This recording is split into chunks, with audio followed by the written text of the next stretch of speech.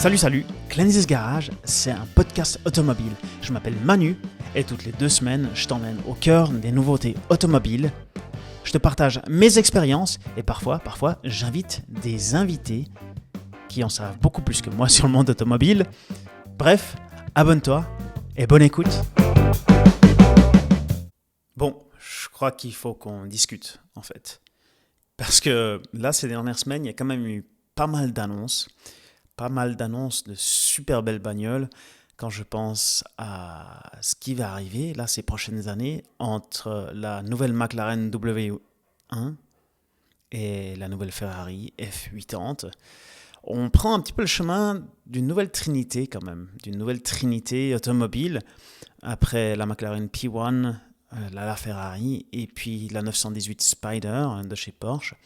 J'ai vraiment l'impression qu'on est en train de se diriger vers quelque chose de spectaculaire. On attend Porsche, on attend toujours Porsche. J'espère que Porsche va nous présenter quelque chose d'intéressant tout bientôt. Mais dans cet épisode, en fait, ça va être un épisode un petit peu différent, je pense. Je vais juste prendre le temps de te parler. Je vais prendre le temps de me confier à toi, de discuter avec toi des nouveautés qu'on a pu voir ces derniers temps, mais aussi de ce qui s'est passé dans ma vie automobile, dans ma passion. Parce que finalement, c'est le but de ce podcast vidéo, podcast audio, peu importe. Mais c'est mon but, c'est de partager. Et j'ai vécu de très bons moments ces derniers jours. Donc, première chose dont j'ai envie de te parler, c'est cette potentielle nouvelle trinité. Parce que, coup sur coup, en l'espace de 2 semaines, on a eu 2 nouvelles références en hypercar qui ont été présentées. Donc tout d'abord McLaren qui nous a présenté sa nouvelle W1 ou W1 qui remplace la P1. Donc ici, il s'agit d'une hypercar pure et dure en fait. Même recette que dans la P1, ça reste un V8. Ici un V8 de 4 litres. Qui va développer 1275 chevaux. Alors attention, c'est avec des moteurs hybrides évidemment, mais ce qui est bien, c'est qu'on maintient ce moteur à combustion, ce moteur V8, qui a fait le bonheur de McLaren toutes ces dernières années, et ça c'est vraiment chouette. Donc, je regarde un peu sur mon téléphone, parce qu'évidemment j'ai des notes, mais on s'attend à 399 exemplaires de cette nouvelle McLaren. Seulement 399, c'est pas beaucoup. Et surtout, elle va coûter à peu près 2,5 millions. 2,5 millions, ça dépend des pays, mais 2,5 millions environ. Je la trouve stylée, cette McLaren. Elle est sympa, surtout dans la couleur de présentation orange qu'ils ont montré. Je vous mettrai je vous mettrai des images à l'écran. Si tu regardes ce podcast, si tu l'écoutes sur Spotify ou Apple Podcast, ouvre ton téléphone et va voir sur Google ou sur Instagram. Mais donc cette couleur orange, honnêtement, elle a quand même... on reconnaît que c'est une McLaren, on reconnaît le langage de design de McLaren. Je trouve qu'on y voit un petit peu la Senna.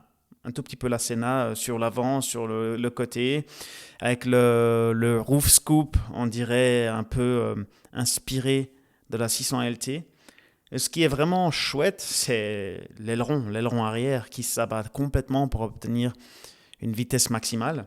Alors la vitesse maximale devrait être autour des 360 km/h. C'est vraiment pas mal du tout pour cette nouvelle voiture. Et bon, elle a fort à faire quand même parce que succéder à la McLaren P1 qui était la référence de hypercar toutes ces dernières années, elle est encore super désirable d'ailleurs, elle est très chère, même sur le marché d'occasion. Aujourd'hui, c'est des collectionneurs qui peuvent se la payer, c'est des multimillionnaires, voire des milliardaires qui se la payent. Apparemment, toutes les 399 unités de cette nouvelle McLaren ont été vendues. Ce qui n'est pas étonnant. En général, les constructeurs ne dévoilent pas ce genre de voiture avant que tout ait été vendu. Et c'est le cas ici. Donc c'est chouette. J'aime bien cette McLaren. J'aime bien qu'ils aient encore osé, maintenant qu'on se trouve sur un marché saturé de hypercars. Quand tu penses à l'Aston Martin Valkyrie, la Red Bull RB17, euh, les Nevera, les Bugatti, les Koenigsegg, les Honda, les Pagani, pas les Honda, mais les Pagani, il y en a à tout va en fait de ces hypercars. Et donc lancer une hypercar aujourd'hui, c'est pas quelque chose de si évident. Et McLaren le fait très bien avec un super style. Et je suis quasiment certain que celle-ci, elle va être une référence pour les années à venir aussi. Mais McLaren, c'est pas les seuls à avoir dévoilé une nouvelle hypercar. On s'y attendait un petit peu, on avait déjà vu un petit peu des spy shots, mais Ferrari a aussi dévoilé la remplaçante de la Ferrari. Ici, c'est la Ferrari F80. Alors, la F80, qu'est-ce que c'est exactement? C'est la hypercar de Ferrari, la référence des modèles Ferrari disponibles aujourd'hui sur le marché. Ce qui est intéressant, c'est que c'est un moteur plus petit que le moteur McLaren. Ici, Ferrari fait recours à un V6, donc ne maintient pas le V12 de la Ferrari. C'est pas étonnant. C'est pas étonnant, surtout qu'ils avaient commencé à développer ce V6. Alors, c'est pas le même exactement, mais j'imagine qu'ils ont utilisé la 296 hybride comme laboratoire de test pour cette voiture-là. On s'attend à 1200 chevaux, ouais, c'est ça, 1200 chevaux de 3 moteurs électriques et de ce V6 3 litres. Elle est plus chère que la McLaren. Elle est 1 million plus chère, donc on s'attend à un prix de 3,5 millions. Évidemment, elle a été vendue. Enfin, tous les exemplaires ont été vendus, ça c'est sûr. Son 0 à 100, c'est 2,15 secondes. Donc là, on ne parle même plus de dixième, on va dans le centième. C'est 2,15 secondes du 0 à 100 avec cette nouvelle voiture. En termes de style, honnêtement, difficile à comprendre le langage de design ici. On y voit un tout petit peu la SP3 sur l'arrière. Sur l'avant, c'est plutôt similaire à une voiture prototype Le Mans. Ça donne bien, c'est joli. Apparemment, elle va amener beaucoup de downforce, ce qui est évident sur ce type de voiture. Est-ce qu'elle est vraiment si désirable? Est-ce qu'elle est plus désirable que la Ferrari ou que la Enzo auparavant, encore la F50 et la F40? Je sais pas. Il faudrait la voir en vrai. Sur les images ici, moi ce que j'aime bien, c'est qu'elle est assez angulaire. Donc beaucoup plus carré que la Ferrari. C'est vraiment un design totalement différent. Ce qui est sûr qu'avec la Ferrari, c'était une voiture élégante. Ici, on n'est plus sur un modèle élégant, je trouve. On est vraiment sur un modèle qui va être très efficace sur le circuit. Mais j'aime bien, c'est chouette, elle est cool. Donc, Ferrari et McLaren, ils ont dévoilé leur jeu, là. Ils ont dévoilé toutes leurs cartes. Est-ce que Porsche va bien vouloir s'immiscer en fait dans cette bataille, dans cette course à nouveau comme il l'avait fait en 2013 avec la 918 Spider? Pour le moment, on n'a absolument rien vu de côté de Porsche à part la Mission X. La Mission X, c'est leur prototype électrique qu'ils nous avaient dévoilé l'année dernière ou il y a 2 ans, quelque chose comme ça. Je me demande si c'était pas pour tester un petit peu le marché, voir si leurs clients seraient OK d'acheter une hypercar électrique. Peut-être qu'ils ont ajusté le tir depuis, mais par contre, rien n'a fuité. Rien n'a fuité, ni sur les circuits de test qu'ils utilisent d'habitude, ni parmi les journalistes. Absolument aucune information. Donc je me demande si Porsche a décidé de ne pas entrer dans la course cette fois-ci, ou alors ils ont vraiment très très bien gardé leur jeu. Ce serait super. À mon sens, ce serait super de voir Porsche revenir encore avec une hypercar pour donner le tournis à ses fans, mais aussi à ces 2 hypercars-là, la McLaren et la Ferrari. Ça serait tout simplement magnifique. Moi, je l'espère. J'espère que Porsche se mêle au jeu parce que la dernière Trinité, c'était quand même assez spectaculaire. c'était pas tout à fait naturel. Je pense, j'imagine que ces trois constructeurs s'étaient presque mis d'accord en fait sur. C'est presque pas possible que trois constructeurs décident d'utiliser des plateformes similaires dans l'hybridification. C'était les premières hypercars hybrides à cette époque-là, qu'elles sortent quasiment en même temps et surtout qu'elles aient des performances similaires et des prix similaires. Et ça, c'était assez fort. Donc peut-être qu'on s'attend à une réponse de Porsche tout bientôt. Ça serait super. Ces dernières semaines, il n'y a pas eu que des hypercars qui ont été dévoilés. Il y a eu deux, trois autres petites nouveautés, petites pépites. Donc je pense que ça vaut la peine de discuter. Tout d'abord, chez Porsche. Donc Porsche, comme attendu, a présenté la 992.2 GT3 et GT3 Touring. Alors c'est un petit peu plus vite que d'habitude dans le cycle de vie de la 911, 992. Mais donc, ils ont présenté les facelifts de ces Porsche-là. Pas beaucoup de différence à première vue pour cette .2 GT3. Elle va piquer un ou deux éléments de la GT3 RS en termes de technologie, mais on reste sur une puissance équivalente à la .1. Donc toujours 510 chevaux, je crois, 510 chevaux. La différence notable, c'est que les rapports de vitesse sont plus courts de 8%. Donc ça devrait permettre un petit peu plus d'engagement pour le conducteur. Et ça, c'est chouette. Par contre, la plus grande distinction, je dirais, c'est chez la Touring. Donc la Touring 992.2 a une nouvelle option. Et c'est une option d'avoir des sièges arrière.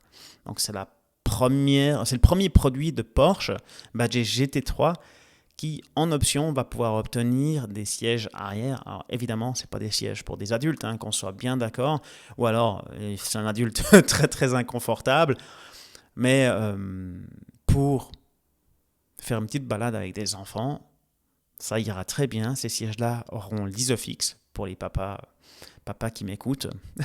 Allez acheter une nouvelle Porsche GT3 Touring. Le prix de base de ces véhicules a passablement augmenté. Donc Porsche en a profité pour remplir un petit peu sa tirelire. Donc ça, c'est quand même assez intéressant. Elles vont être bien plus chères que la .1. En termes de design, vraiment pas grand-chose de notable. Ils ont changé l'avant, peut-être le bumper avant, donc le pare-choc avant, d'un tout petit poil. L'intérieur, effectivement, on voit ici un dashboard, un dash qui est complètement digital, donc des compteurs digitaux, alors que la .1, c'était pas totalement digital. Il restait le compteur de tours, le compte tours qui était physique. Ici, c'est donc tout digital, même intérieur que la Taycan, je crois, exactement. Aussi, pour la première fois sur ce modèle GT3, on va retrouver le pack Weissach. Donc le pack Weissach, pour le moment, était réservé aux produits RS. Apparemment, là, on va pouvoir l'optionner sur la GT3.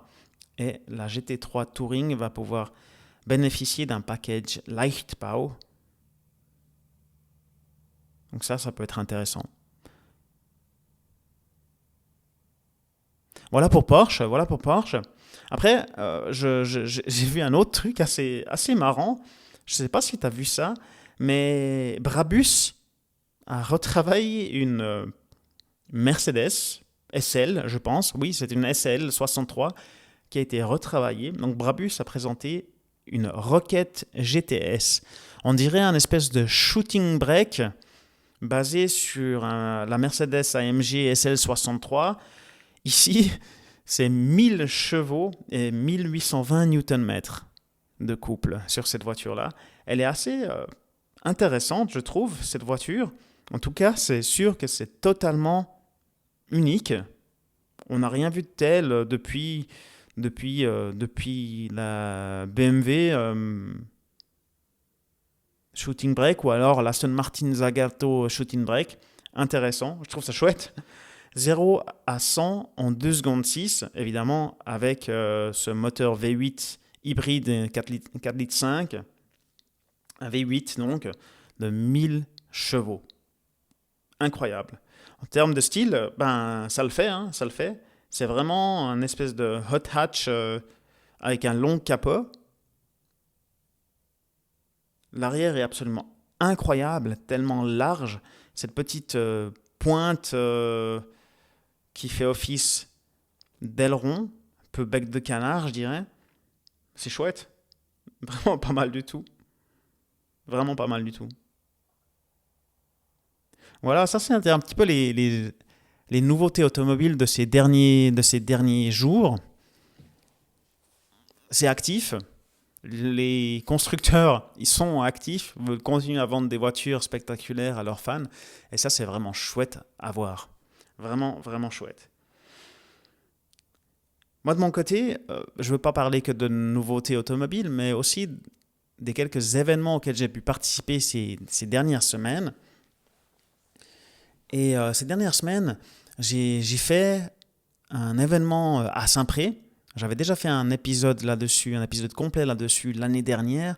C'était le Swiss British Classic Cars à Saint-Pré. Ça se déroule dans une petite bourgade sur le bord du lac Léman en Suisse. Que des voitures anglaises, que des voitures anciennes anglaises. Et c'était vraiment chouette. Ouais, j'ai adoré ma journée là-bas.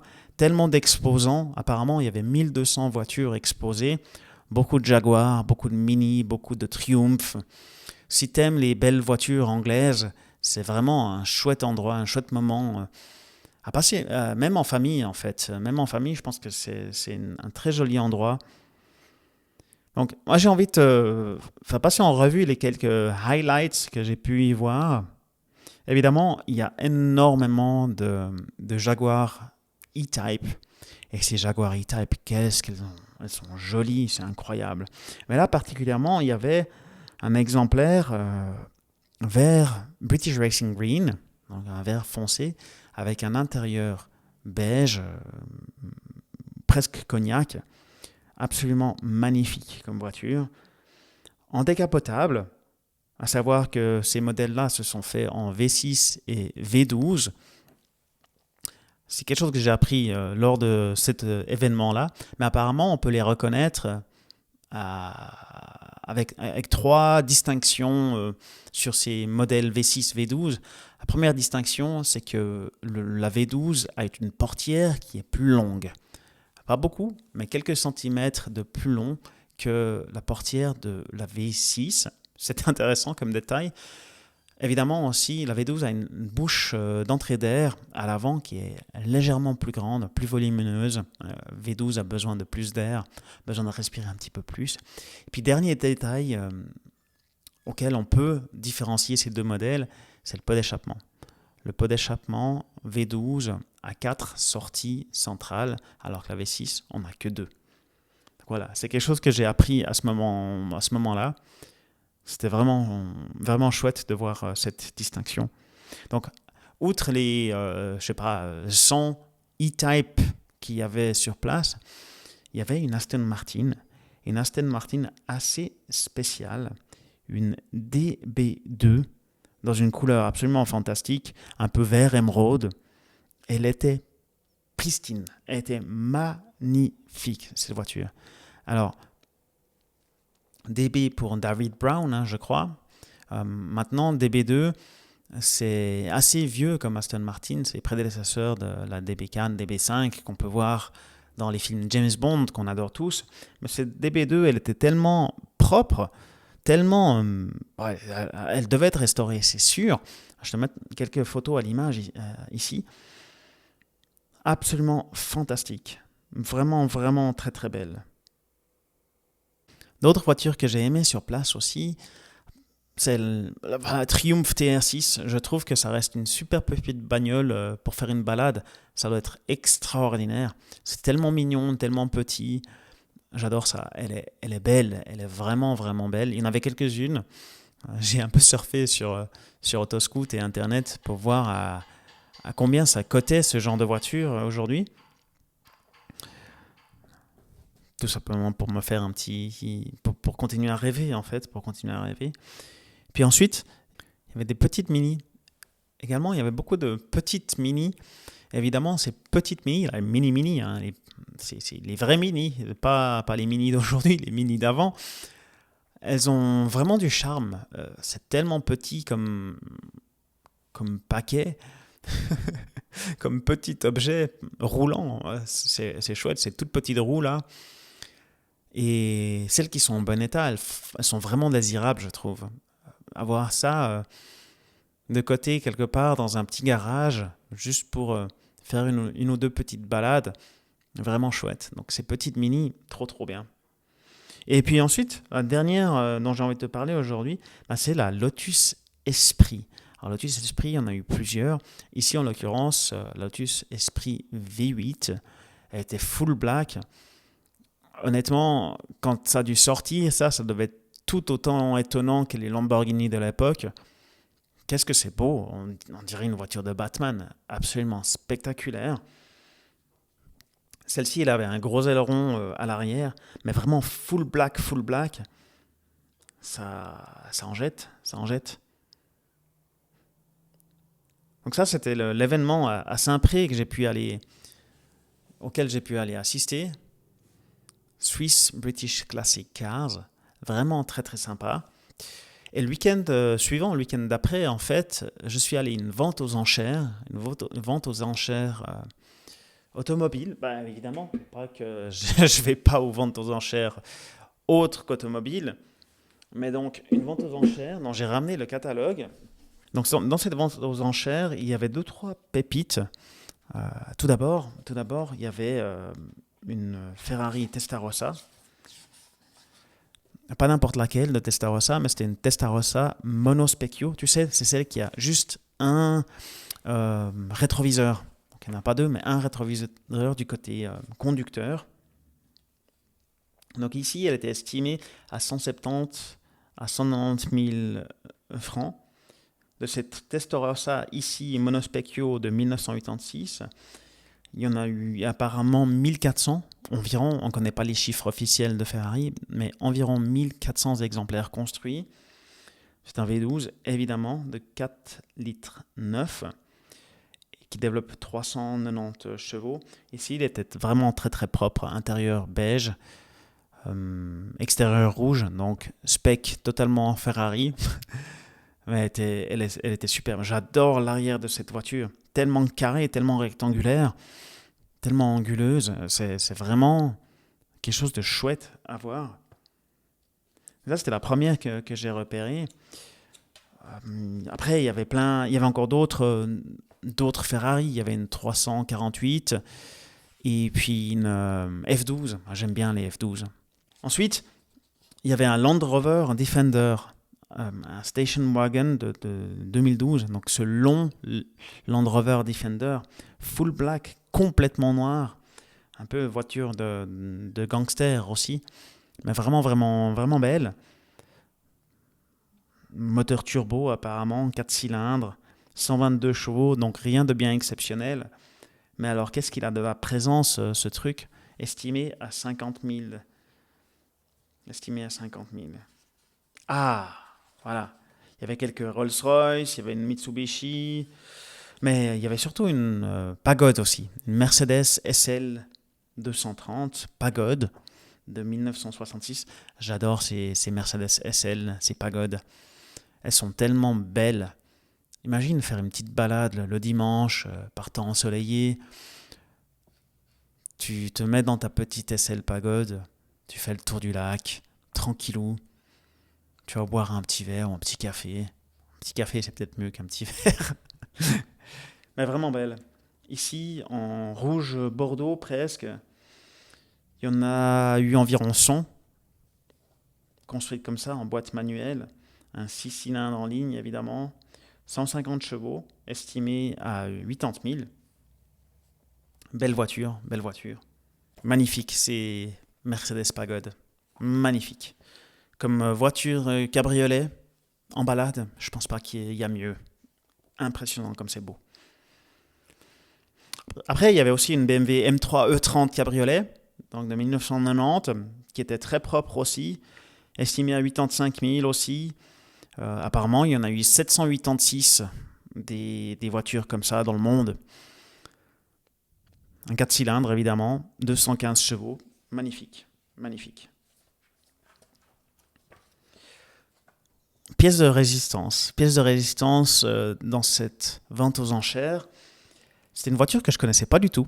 Et je me demande si toi, tu la connais. Donc, dis-le-moi en commentaire si tu connaissais cette voiture, si tu en avais déjà entendu parler. C'est une voiture de 1973, estimée à 250 000. Donc un quart de million pour cette voiture. 1973, donc, il n'y en a eu que 37 dans le monde. Alors, je te donne quelques indices, peut-être tu la devineras avant que je te donne le nom de cette voiture. 37 dans le monde, un V8 de 5 litres 7, donc un gros V8, 264 chevaux. Donc je répète, une voiture de 1973, il n'y en a eu que 37 dans le monde, un V8 de 5 litres 7 de 264 chevaux. Origine italienne. Est-ce que tu l'as? Si tu l'as, mets-le en commentaire. Mais je te parle ici de l'Iso Grifo IR8. Magnifique. On dirait un peu une Ferrari tunée. Une Ferrari tunée, ouais.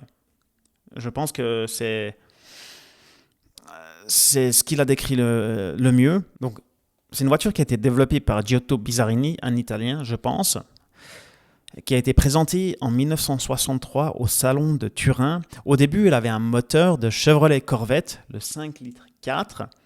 Mais ici, on se rappelle que c'est un 5 litres 7 dans cet exemplaire ici. C'est parce que à partir de 1972, l'ISO a adopté les moteurs Ford.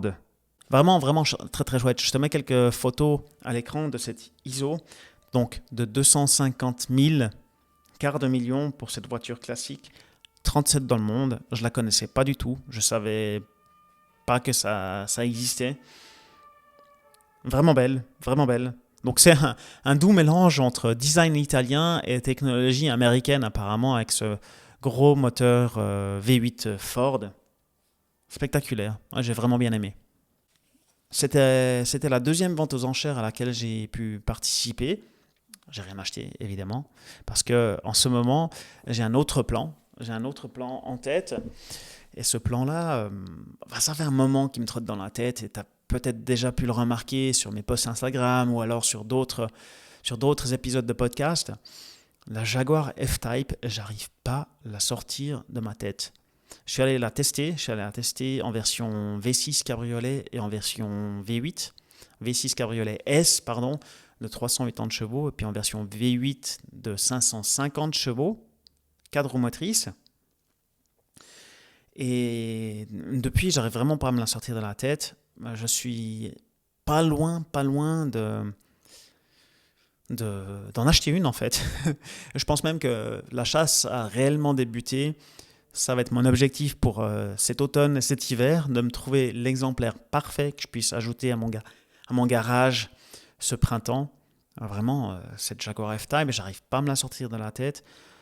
En version S, donc le V6 de 380 chevaux, je l'ai trouvé très, très intéressante parce qu'un petit peu plus utilisable, un petit peu moins puissante évidemment que 380 chevaux, mais plus utilisable sur nos routes ouvertes. Bien assez de puissance, bien assez de vitesse, mais surtout une très très belle sonorité. Et ça, j'ai bien aimé. Après, j'hésite un petit peu quand même parce que le V8, ça reste le V8. Et pourquoi acheter le V6 si tu peux avoir un V8 ? C'est là où j'ai un petit peu de peine encore. La différence de prix n'est pas si notable que ça. Est-ce que je dois me diriger vers le V8 ? Je sais pas. V8, j'ai bien aimé aussi, mais c'est vraiment un animal. 550 chevaux, tu peux rien en faire sur nos routes. Nos routes limitées, ça reste une voiture GT, tu vas pas vraiment aller faire du circuit avec. Je me pose un petit peu des questions. J'ai l'automne et l'hiver pour me décider. Si toi, tu as pu expérimenter ces deux voitures-là, ces deux modèles-là, dis-le moi. écris-moi un message, dis-le en commentaire et je serai ravi d'entendre ce que tu penses. Mais donc, j'ai ça dans la tête depuis des semaines maintenant et j'arrive même plus à me le sortir.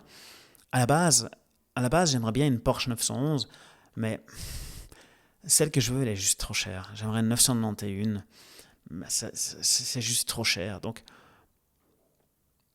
je pense vraiment aller sur une Jaguar F-Type. Et je me retrouve à regarder tellement de vidéos, tellement de reportages sur ces différentes Jaguars. Je les connais par cœur bientôt. Elles ont un de ces sons. Et qu'est-ce qu'elles sont belles. Elles ont de la présence. Elles ont fortement des côtés. Donc tant mieux pour le porte-monnaie. Magnifique. Donc voilà ce qui se passe un peu dans ma vie en ce moment. J'essaye d'aller à des événements automobiles pour nourrir ma passion, découvrir de nouvelles choses, comme cette nouvelle, enfin pas nouvelle, mais comme cette ISO Griffo que je ne connaissais pas du tout. J'espère que toi aussi tu as l'occasion de nourrir ta passion, d'aller faire des nouvelles expériences, d'aller à des Cars and Coffee, des expositions, va à une vente aux enchères, même si tu n'achètes rien, va observer un petit peu ce qui se fait, c'est vraiment chouette. J'adore que tu partages cette passion-là avec moi, même à distance, derrière un écran, derrière un micro. N'hésite pas à m'écrire un message, on en discute, on se chatte, hein. Donc voilà pour cet épisode de podcast. Je te remercie, comme d'habitude, pour ton écoute. Si tu regardes sur YouTube, je te remercie pour ta vue. N'hésite pas à mettre un petit like, une petite étoile, un petit pouce bleu. Partage-le avec tes connaissances. Aide-moi à faire grandir ce podcast. Ça serait vraiment mon rêve, de faire grandir cette passion mutuelle, de pouvoir en discuter. Partage-le, commente, abonne-toi. Merci. Et on se retrouve à un prochain épisode. Ciao, ciao.